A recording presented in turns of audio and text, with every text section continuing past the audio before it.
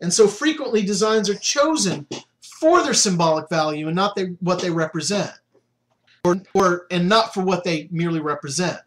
Fish, again, stands for Jesus.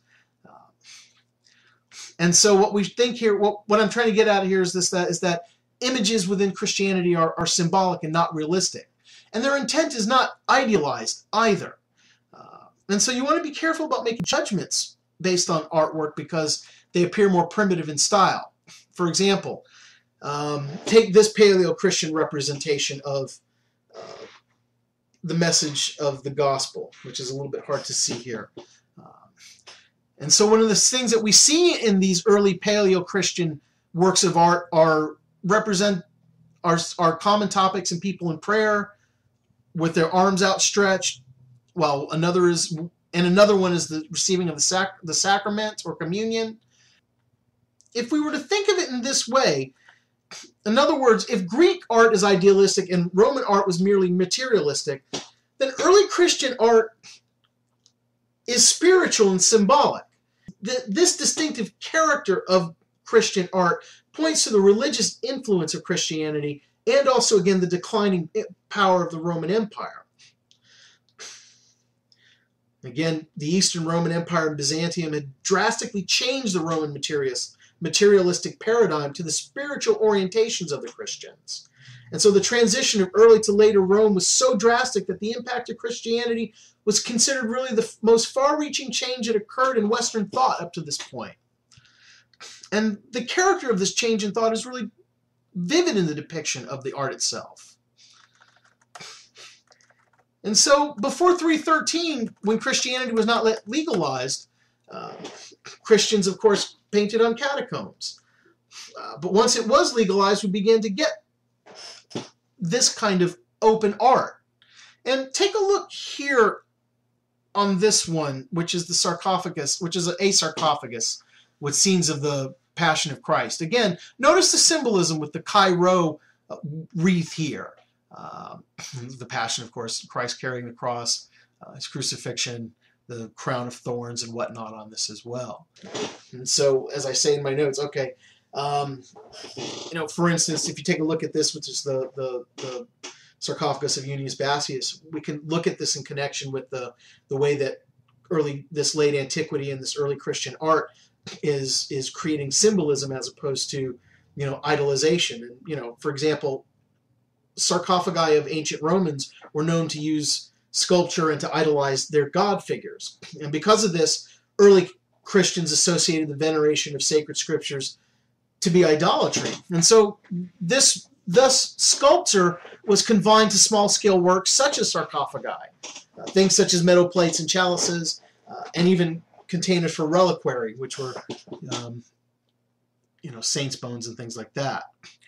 And so, like paintings and mosaics, sculptures were flat, ill-proportioned. They tended to be semi-abstract and highly symbolic. And favorite subjects of the early Christian sculptures were things such as the miracle of Jonah and the whale, which we saw earlier, things like raising of Lazarus, sacrifice of Isaac.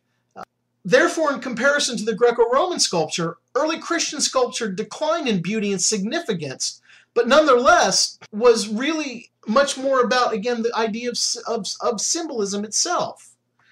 Take, for example, looking at the casket of Unius Basius here. This one here is the Unius Basius, of course, was prefect of Rome. And in this case, we can see, for example, the depictions of Unius Basius himself as a good Christian.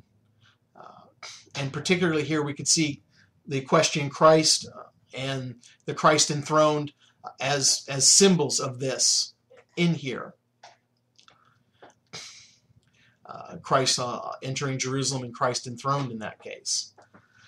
We also see here the resurrection of Lazarus, and also on the sarcophagus of Unius Basius, the depiction of Adam and Eve. And so we get that syncretism.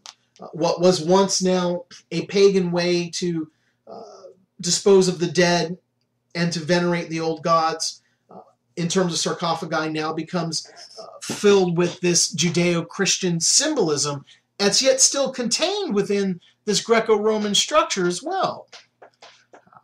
And so sarcophagi became ways to do this. This one here is a sarcophagus of the philosopher. This is the one I really wanted to show. This one here again is a sarcophagus with the picture of Jonah. And we've seen this before. And this one here with the Old Testament scenes. But here we get the depiction of sarcophagi. This one here is the one of the Good Shepherd, which shows Christ again symbolized as such. Jesus as the center, which everyone is moving towards. And so, all right, so with this lecture then, what we should recognize is that with the fall of Rome, with the rise of Christianity, with the fall of the pagan religion, with the institutionalization of Christianity as the state and official religion, there becomes in this period of transition from the old Roman structure, which itself is also being destroyed through wars, not just politically, not just economically, but also through other types of things. We get then that Christianity begins to have to remold the ancient world in its own image, like God makes, man in, quote, his own image. So too now must this new Christian institution remake the world in its own image. And so, for example, this is a good example of it. This is a depiction of Christ enthroned, or Mary, and the figure of Jesus is gone. This is the figure of Mary and Christ enthroned. But it's done after depictions of the sun god Apollo. We see, for example, things such as this. Christ as the sole invictus, as the sole survivor. And this one here is a mosaic of the late 3rd century.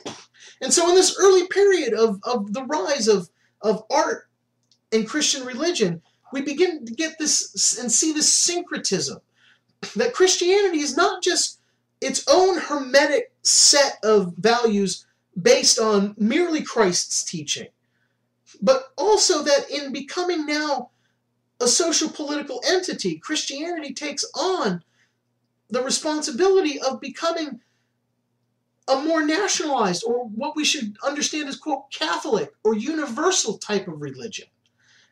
Even though it will break apart pretty quickly, where we will get a Byzantine Orthodox Church in the East with the Roman Catholic Church in the West. However, in this very early period, what we see are people working, or rather Christians working to create a whole new system of life for themselves, a whole new symbolic system of life for themselves, remaking the ugliness and the brutality and the violence of the old Roman system that both Jews and Christians used to suffer into something now that brings a difference into people's lives under the Roman Empire.